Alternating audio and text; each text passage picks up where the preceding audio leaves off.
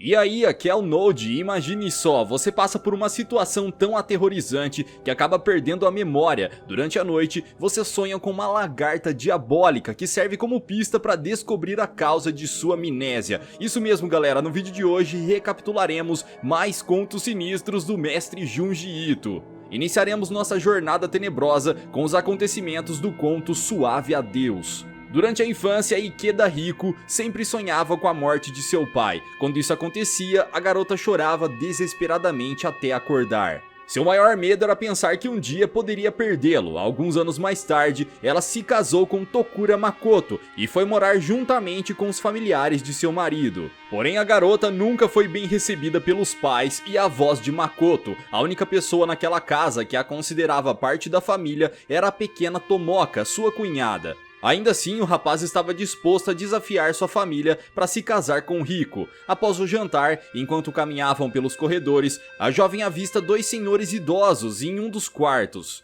Makoto revela que aqueles são seus bisavós e não costumavam andar pela casa pois já estão muito velhos. Riko os cumprimenta, mas eles continuam calados e a garota repara que seus rostos estão muito pálidos. Talvez essa seja só mais uma consequência da idade. Naquela noite, ela sonha com seu pai em uma cama de hospital. O velhote estava em seus últimos momentos de vida e pede que Riko seja feliz com seu marido. Então a jovem começa a chorar e grita por ele, até ser acordada por Makoto. Pelo visto, aqueles pesadelos que ela tinha quando era criança nunca desapareceram.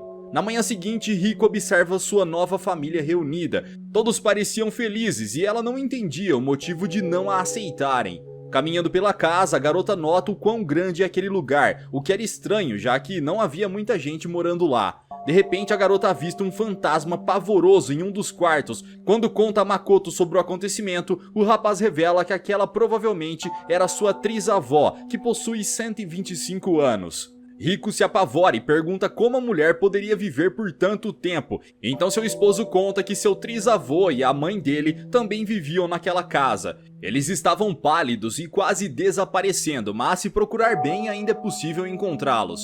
Makoto explica que aqueles não eram seus corpos reais, mas sim pós-imagens. No ano seguinte, Ryuzou, o avô do rapaz, morreu e todos os familiares se reuniram para o seu funeral. Até mesmo o pai de Riko compareceu à cerimônia e a garota ficou muito feliz em revê-lo. Mais tarde eles se despedem e o casal retorna para a sala de estar, onde todos os membros da família estavam reunidos. Porém, algo muito estranho acontece. O que era para ser uma despedida, na verdade se tornou um evento de ressurreição, ou quase isso. O pai de Makoto pede a todos os presentes que juntem as mãos e unam suas forças para mentalizar a presença de Ryuzou. O velhote havia sido cremado, mas pela vontade de sua família ele deveria aparecer novamente em frente aos seus olhos, como se estivesse vivo. E foi exatamente assim. Alguns segundos depois, Ryuzou reaparece como um milagre e todos os seus familiares vão até ele para dar as boas-vindas. Ao ver essa cena, Riko fica paralisada. Ela jamais poderia imaginar que seria possível trazer os mortos de volta à vida. Porém, mais tarde, de volta à casa mal assombrada, Makoto revela que seu avô não foi ressuscitado. E nem mesmo aquela criatura que apareceu diante de seus olhos era um fantasma. Aquela era apenas uma imagem formada pelo forte desejo da família Tokura em ver seu ente querido novamente. Isso era o que eles chamavam de pós-imagem, pois não era uma presença física real, ainda que todos consigam se comunicar normalmente com ele. Mesmo durante conversas, aquelas entidades jamais diriam algo que a pessoa que morreu não diria, mais ou menos como as pinturas dos bruxos de Harry Potter. Porém, com o tempo, a pós-imagem vai ficando cada vez mais pálida e aos poucos desaparecendo, até que após uns 20 anos ela desapareça totalmente. Mas quando isso acontece, toda a família já conseguiu superar a perda e o adeus se torna mais fácil. Já fazia quase 20 anos desde que o trisavô de Makoto se tornou uma pós-imagem, portanto ela já estava quase desaparecendo por completo.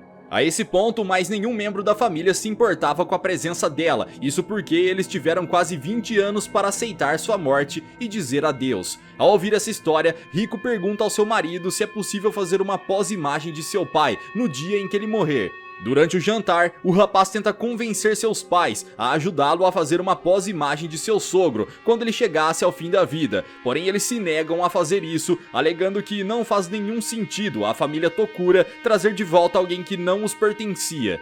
Rico estava do outro lado da porta, ouvindo a conversa e pede perdão por ter sido tão egoísta. Mais tarde em seu quarto, a garota chorava desesperadamente e Tomoka vai até lá pedir perdão pela atitude de seus pais. A jovem a agradece pela preocupação e quando olha fixamente para a garota, percebe que seu rosto está ficando transparente. Antes de dormir, ela pergunta a Makoto se sua irmã mais nova também é uma pós-imagem e o rapaz confirma. Ele conta que a menina morreu há 10 anos devido a uma doença e por isso ela já estava começando a desaparecer. Meses depois, todos os membros mais antigos da família sumiram completamente e Rico começou a participar de todas as cerimônias de invocação. Naquele dia, o rapaz havia esquecido sua marmita do trabalho e Rico corre para alcançá-lo. Quando sai de casa, ela encontra seu esposo abraçado com outra mulher e fica furiosa. Quando Makoto chega em casa, a jovem revela tê-lo visto com Mori, sua colega de escritório.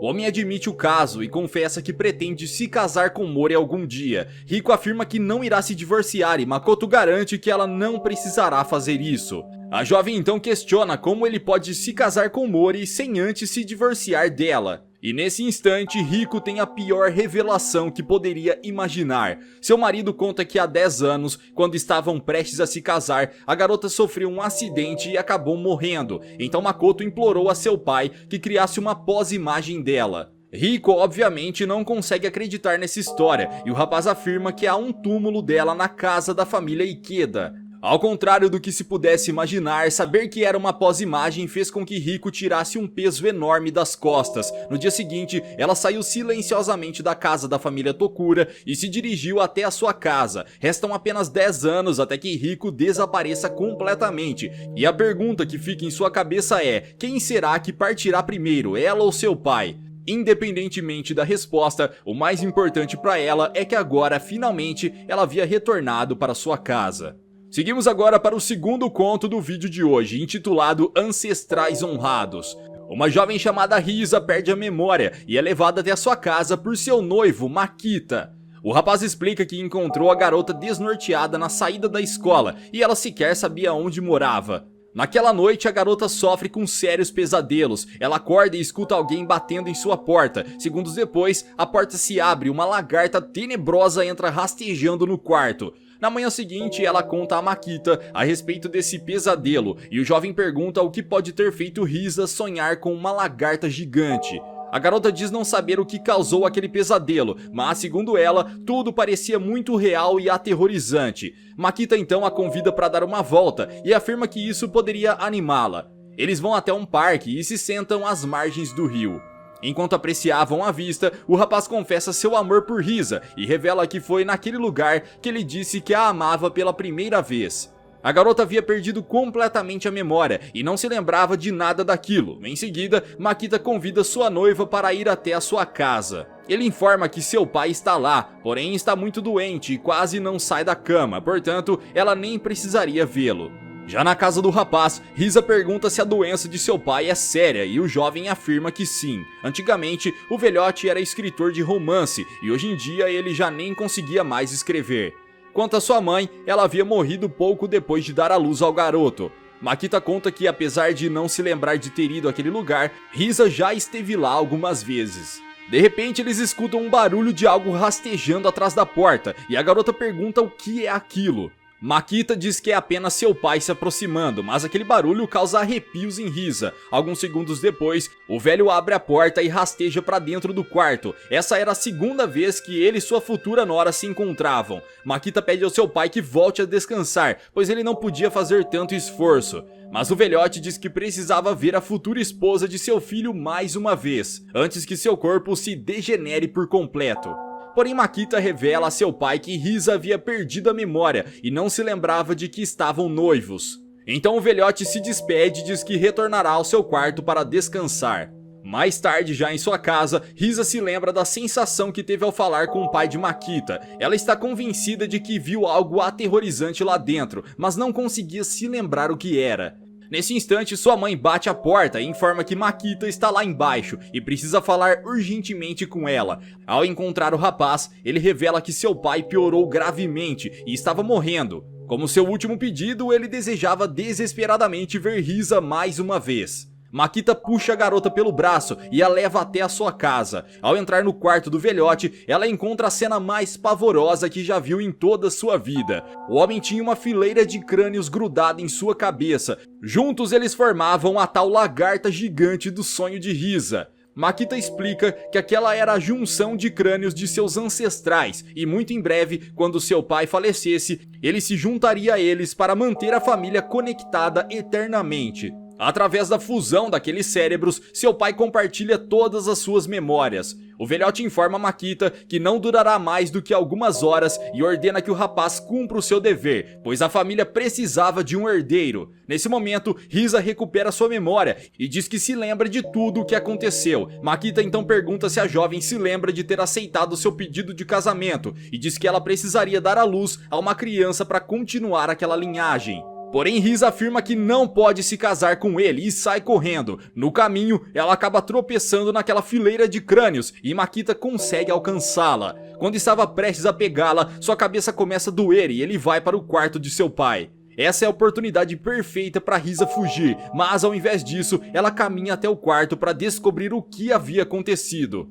Ao chegar lá, ela vê o corpo do velhote sem uma parte da cabeça e Makita estava logo ao lado. Agora ele era parte daquela estrutura de crânios diabólica. A garota grita de desespero e tenta fugir, mas Makita corre atrás dela. Risa sente tanto medo que seu corpo fica paralisado e ela perde a memória outra vez.